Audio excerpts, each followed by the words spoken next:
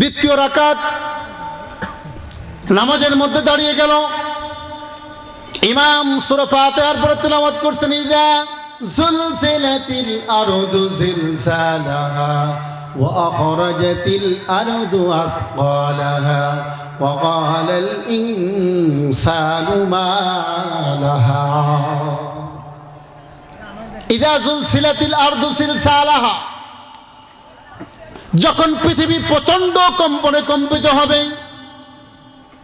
ওয়া খরাজাতিল আরদু আথকালাহা, এই জমিনের ভূগর্ভের মধ্যে যত সম্পদ আছে সব জমিনের উপরিভাগে জমিন ঢেলে দিবে, পেটের মধ্যে কিচ্ছু থাকবে না, সব জমিনের উপরে চলে আসবে। মাটির পেটের মধ্যে সম্পদ আছে না নাই?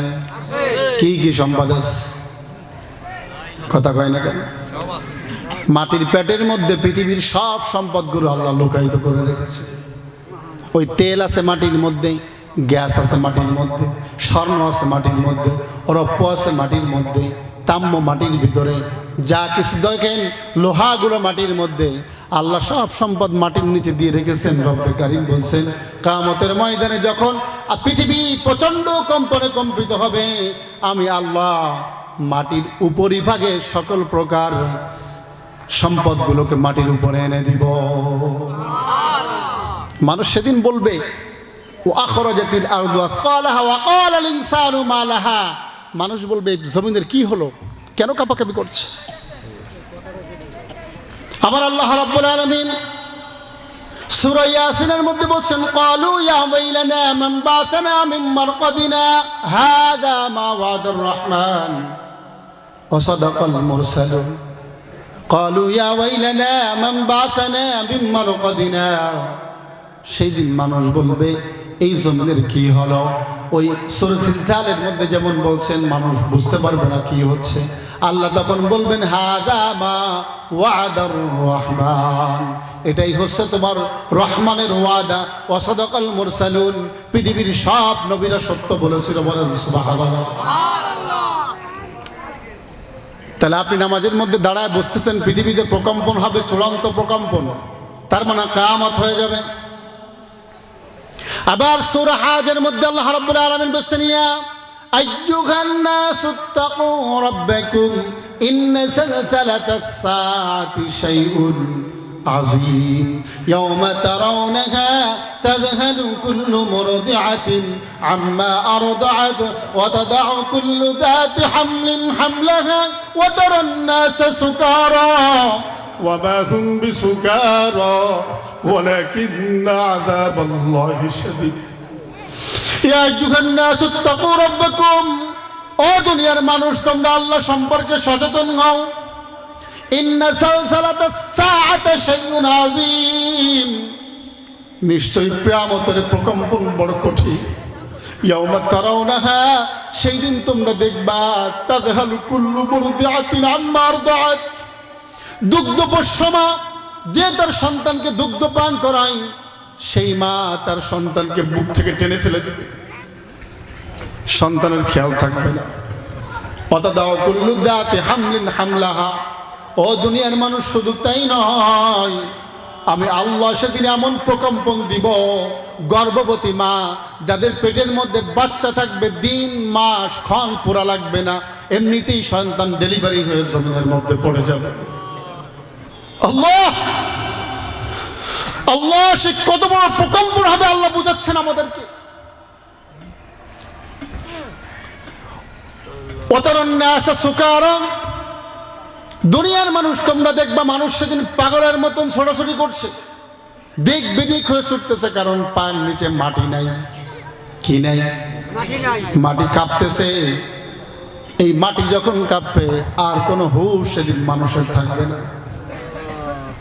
আমার ভাইরা, মানুষ ছোটাছুটি করতেছে, আল্লাহ বলছেন ওয়া মা হুম বিসুকারা, এর একজন মানুষও পাগল না, মাতাল না, ওয়ালাকিন্না আযাবাল্লাহি শাদীদ, আল্লাহর আযাব যে বড় কঠিন, এই কঠিন আযাব দেখে তারা সেদিন এভাবে পাগলের মতো দৌড়াদৌড়ি করবে। তাহলে যদি ইমাম নামাজের মধ্যে তেলাওয়াত করেছেন আর আপনি পিছন থেকে শুনতেছেন, এই যে শুনতেছেন, শোনার সঙ্গে সঙ্গে সম্পর্ক বাড়বে কার সাথে? জোরে বলুন, কার সাথে? সিজদা দেওয়ার প্রথম কারণ বলেছিলাম কোরআনের সাথে সম্পর্ক স্থাপন করা।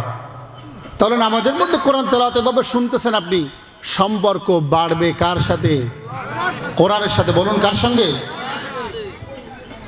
তুরস্কের জমিনে একটা ঝাঁকুনি দিয়েছে, দেখেছেন না আপনারা? তুরস্ক সিরিয়া ছোট্ট একটা ঝাঁকুনি, মাত্র 7.8 রেক্টার স্কেলে তার তাপমাত্রা ছিল। কত? 7.8।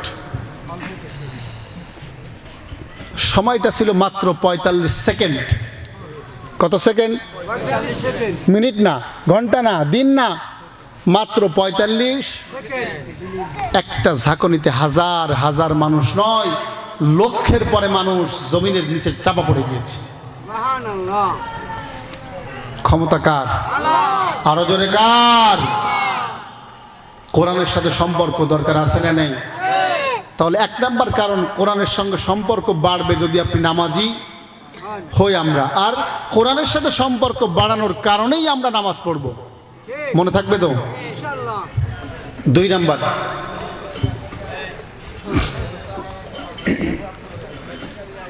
নাম্বার, কবরে যাওয়ার পরে প্রশ্ন আছে না নাই? আরো জোরে আছে না নাই? কবরে যাওয়ার পরে সর্বপ্রথম প্রশ্ন করা হবে, আল্লাহর হাবিব লম্বা একটা হাদিসের মধ্যে বর্ণনা করেছেন, কবরে যখন মানুষকে রেখে আসা হবে, শুরুতেই বলেছিলাম ফাসবাহা হাসিমান তাদরুহুর রিয়াহ, যখন আপনি তুলার মতো হয়ে যাবেন, ভুসির মতন বাতাস আপনাকে উড়িয়ে নিয়ে যাবে।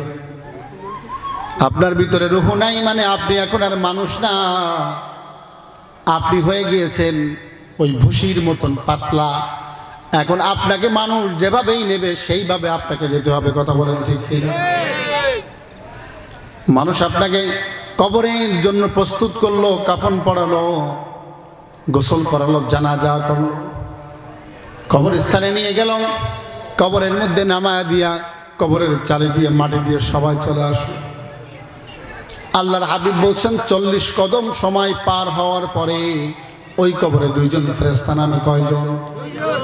ইয়াতিহি মালাকান ফায়জিলিসানিহি ফায়াকুলানি লাহু মার রাব্বুক। 2 জন ফেরেশতা কবরে আসে, ফায়জিলিসানিহি, ওই ব্যক্তিকে উঠায় বসানো হয়। আমরা যখন কবরে কোনো ব্যক্তিকে রাখি বারবার বলি মরণটা একটু খোলায় দাও, বলি কি বলি না? মাথার মরণগুলো খোলায় দাও। তার মানে ফেরেশতা এসে তাকে উঠায় বসাবে। কবর বড় ভয়াবহ জায়গা। আল্লাহর হাবিব সব সময় দোয়া শেখাতেন, ও সাহাবীরা তোমরা দোয়া করো, আল্লাহুম্মা রযুকনা শাহাদাতান ফি সাবিলিক, আল্লাহুম্মা ইন্নী আউযু বিকা মিন আযাবিল মাউত ওয়া ফিতনাতিল মাউত, মিন আযাবিল কবর ওয়া ফিতনাতিল কবর, মিন আযাবি নারি জাহান্নাম ওয়া মিন ফিতনাতি মাসীহিদ দাজ্জাল। ও আমার রব, আল্লাহুম্মা ইন্নী আউযু বিকা মিন ফিতনাতিল মাউত, আল্লাহ মৌতের ফিতনা থেকে আমাকে তুমি বাঁচায় দিও, রক্ষা করো। ফিতনাতিল কবর, কবরের ফিতনা থেকে বাঁচায় দিও। কবরের মধ্যে ফিতনা আছে না নাই? ফেরেশতা এসে গেল কবরে, এবার আপনাকে উঠায় বসানো হলো। বসানোর পরে বলছেন ফায়াকুলান, তারা 2 জনে প্রশ্ন করবেন, ফায়াকুলানি লাহু মার রাব্বুক, ও দুনিয়ার মানুষ, তুমি দুনিয়াতে ছিলে, কোন রব তোমার কে ছিল? তোমার রবকে, তোমার সৃষ্টিকর্তাকে, তোমার পালনকর্তাকে, তোমার বিধানদাতা, রিজিকদাতা, হায়াতের মালিক, জীবনের মালিক, শেষ দিবসের মালিককে। কবরে যদি নামাজি ব্যক্তি যায়, ফেরেশতাকে একটু মস্করা করে বলবে, আমাদেরকে কেউ যখন প্রশ্ন করে ওই প্রশ্নের জবাব যদি আমার জানা থাকে তাহলে একটু খুশি লাগে না, বেজার হয়? ধরে বলেন, জানা প্রশ্নের জবাব যে কোনোভাবে দেওয়া যায়, আর না জানা থাকলে দেওয়া যায় না। এখন মুর্দার ব্যক্তি একটু হাসবে, হেসে বলছে, ফেরেশতা তুমি আমাকে প্রশ্ন করেছো, এই জবাবটা কি সোজাসুজি দেবো না একটু ঘুরায় দিব? ফেরেশতা বলতেছে, জিজ্ঞেস করেছি মান রব্বুকা, ফায়াকুলানি লাহু মার রব্বুক, তোমার রবকে, এটা তুমি যেভাবে ইচ্ছা সেভাবে বর্ণনা করো।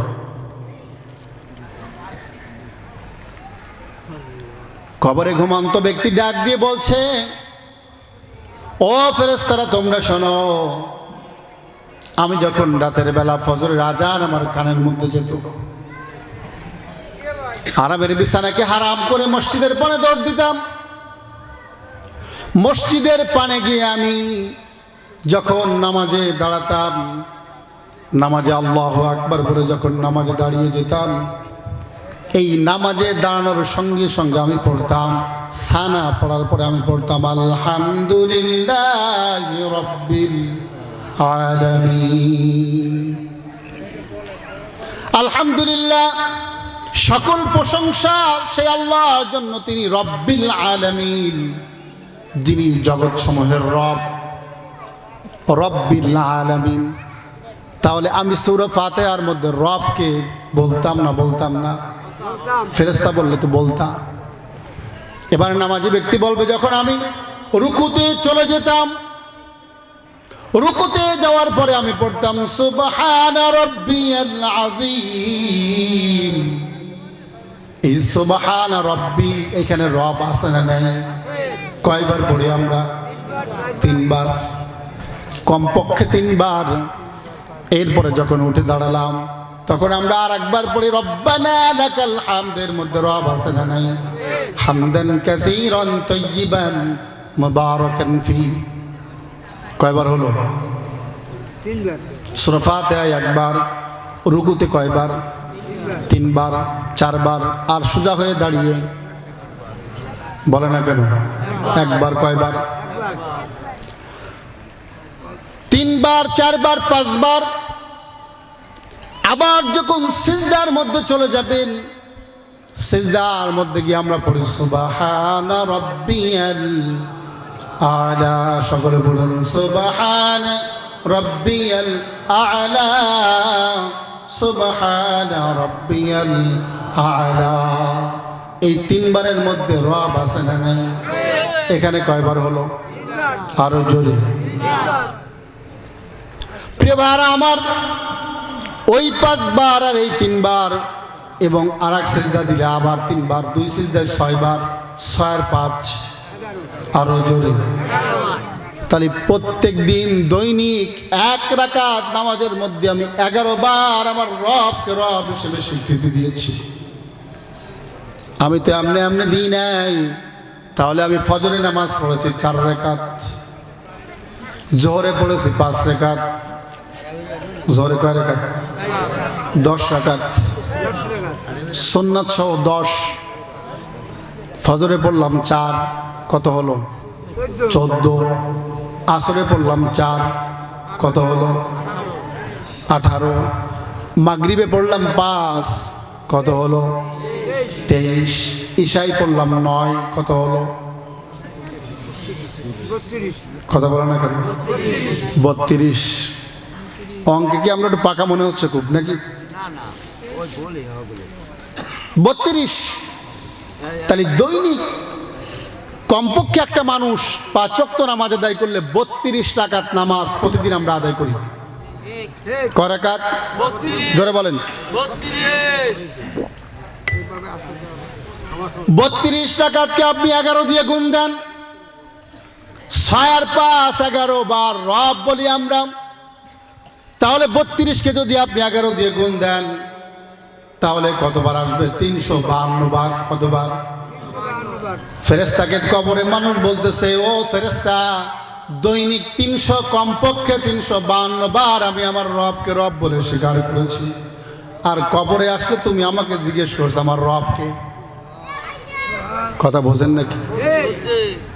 দৈনিক 352 বার কমপক্ষে রব বলেছি। সারাটা জীবন রবকে রব হিসেবে মেনেছি।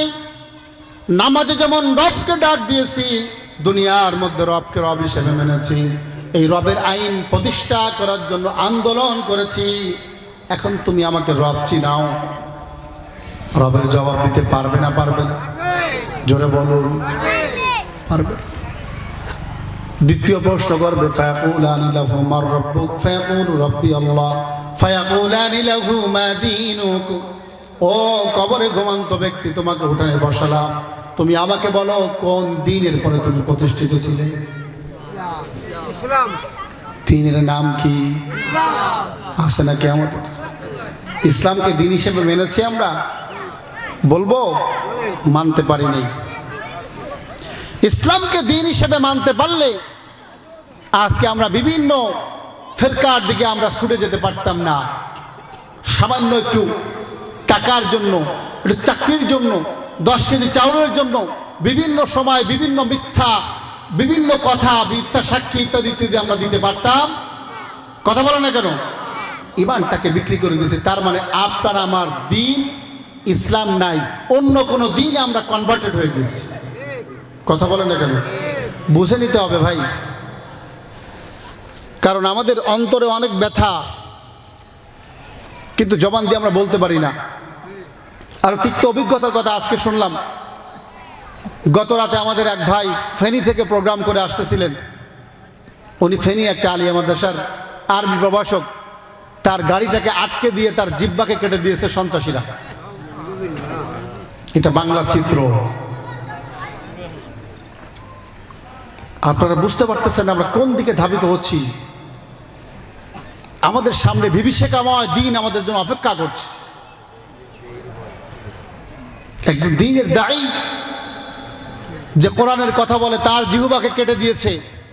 এই বাংলার জমিনে 95% মুসলমানের দেশে এটা। কোথায় আছে আপনারা বুঝতে পারতেছেন না? তাহলে আমাদের দিন ইসলাম নাই। আর ইসলাম যদি দিন না হয়, আল্লাহ রাব্বুল আলামিন বলছেন যদি ইসলামকে দিন হিসেবে মেনে না নিতে তোমরা পারো, তাহলে আমি আল্লাহ তোমাদের সব আমলটাকে বরবাদ করে দেব। ওয়ামান ইয়াবতাগি গায়রাল ইসলামি দীনান ফালা ইউকবাল মিনহু ওয়া হুয়া ফিল আখিরাতি মিনাল খাসিরিন। ইসলামকে জীবন ব্যবস্থার দিন হিসেবে যারা গ্রহণ করতে পারবে না, যত আমল করুক না কোনো, কিয়ামতের ময়দানে দেখবে কোনো আমল আল্লাহর দরবারে গ্রহণযোগ্য হয় নাই। কোথায় যাচ্ছেন? কোন মতবাদের পিছনে ছুটতেছেন? আল্লাহ ডাক দিয়ে ফেরেশতাদেরকে বলবেন জিজ্ঞেস করো তার দিন কি ছিল। যদি নামাজি হয়, সিজদাকারী হয়, তাহলে সে চিৎকার দিয়ে বলবে এই যে নামাজের কথা আমি একটু আগে বললাম, আমার রব সম্পর্কে তোমাকে বুঝালাম, এই রবকে চিনিয়েছেন আর কেউ নন, তিনি হচ্ছেন মুহাম্মদুর রাসূলুল্লাহ সাল্লাল্লাহু আলাইহি ওয়াসাল্লাম। আমার দিন তিনি শিক্ষা দিয়েছেন, এই দিন হচ্ছে আল্লাহর দিন। ফায়াকুলু দীনিনা দীনুল ইসলাম, আমার দিন আর কোনো দিন নয়, আমি সেই দিনের পরে প্রতিষ্ঠিত ছিলাম যেই দিনের নাম হলো ইসলাম। সুবহানাল্লাহ বলবেন না? তাহলে কবরের প্রশ্ন রেডি করার জন্য কি করতে হবে বলেন? সিজদা করতে হবে, নামাজ পড়তে হবে। তৃতীয় প্রশ্ন করা হবে ফায়াকুলানি মা হাদার রাজুল, তুমি কি এই ব্যক্তিকে চেনো? অনেকগুলো বর্ণনা আসছে, তবে বিশ্বনবীকে দেখানো হবে, বলা হবে এই ব্যক্তিকে চেনো, ইনিকেই। ওই ব্যক্তি যদি নামাজি হয় তাহলে বলবে হ্যাঁ, আমি যে পদ্ধতিতে আমার রবকে চিনেছিলাম সে আর কেউ নন, যিনি সারাটা জীবন উম্মতের জন্য কেঁদেছেন, যিনি নামাজ পড়তে গিয়ে কষ্ট করেছেন, নামাজ পড়তে গিয়ে তার সঙ্গে দুর্ব্যবহার করা হয়েছে, এই তো সেই রসুল। আমার রসুল সিজদায় যখন থাকতো তার সঙ্গে বেয়াদবি করেছিল কাফেররা। কারা? জোরে বলেন। কাফেররা বেয়াদবি করেছে। এই রজব মাস বিশ্বনবী মেরাজ থেকে এসে খাদিজা নেই, আবু তালিব নেই, শিয়াবে আবু তালিবের মধ্যে 3টি বছর বন্দী থাকার পরে আবু তালিব বিদায় নিয়ে চলে গেলেন। প্রিয়তমা স্ত্রী খাদিজা বিদায় নিয়ে চলে গেলেন। বিশ্বনবীকে আল্লাহ তাআলা আরশে আজিম নিয়ে সান্ত্বনা দিয়ে দুনিয়ায় পাঠালেন। আমার নবী খানায় কাবার চত্বরে নামাজ পড়েন। বুখারীর বর্ণনায় আব্দুল্লাহ ইবনে মাসউদ রাদিয়াল্লাহু তাআলা আনহু হাদিসটি বর্ণনা করছেন। নবী আমার নামাজ পড়তেছেন খানায় কাবার চত্বরে বসে। এমন সময় আবু জাহেল উতবা, শাইবা, ওয়ালিদ বিন মুগীরা প্রমুখ কাফেরেরা ডাক দিয়ে বলল, মুহাম্মদ ধুলার মধ্যে তার নাকটাকে মলিন করে রাখে, তোমরা কি কেউ পারো না মুহাম্মদের সঙ্গে একটু খারাপ আচরণ করতে? সাথীরা ডাক দিয়ে বলল, কি খারাপ আচরণ করবো বলো আবু জাহেল। আবু জাহেল বলছে, যাও অমুকের পচা উটের নাড়ি ভুড়ি নিয়ে মুহাম্মাদের কাঁধের ঘরে ফেলে দাও। তাও নাউজুবিল্লাহ বলবেন না।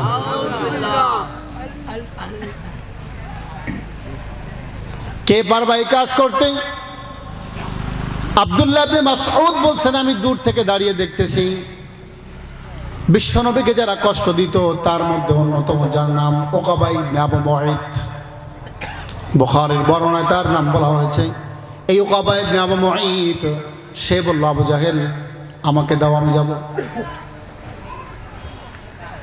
উকাবা ইবনে আবু মুআইত চলে গেলেন উটের পচা নাড়ি ভুড়ি নিয়ে। বিশ্বনবীর সিজদার মধ্যে অবনত, তার এই মাথাটা কার কোলের মধ্যে আছে বলুন তো? মানুষ যখন সিজদা দেয় বান্দা টের পান না। আমার আল্লাহ বলেছেন, ওয়াসজুদ ওয়াক্তারিব, যেই ব্যক্তি সিজদা দিল সে আল্লাহর নিকটবর্তী হয়ে গেল। মানুষ আল্লাহর নিকটবর্তী কখন হয়? যখন সিজদার মধ্যে যায়।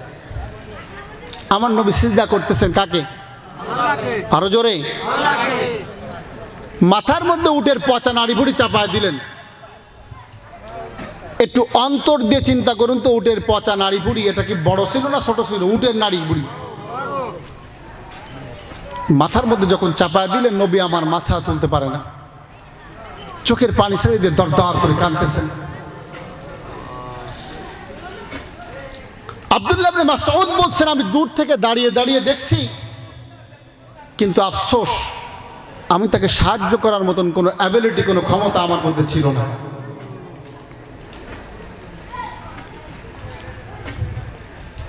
যারা এই উটের পচা নাড়ি ভুড়ি মাথার মধ্যে দিল, তারা এসে পাশে দাঁড়িয়ে এক একজন গায়ের পরে হেসে হেসে দুলে দুলে পড়তেছে। মোমেনরা যখন বিপদে পড়ে যায় তখন মুনাফিকেরা খুশি হয় না বেজার হয়? জোরে বলেন। মুমিনরা যখন বিপদে পড়ে কাফের মুশরিকেরা খুশি হয় না বেজার হয়?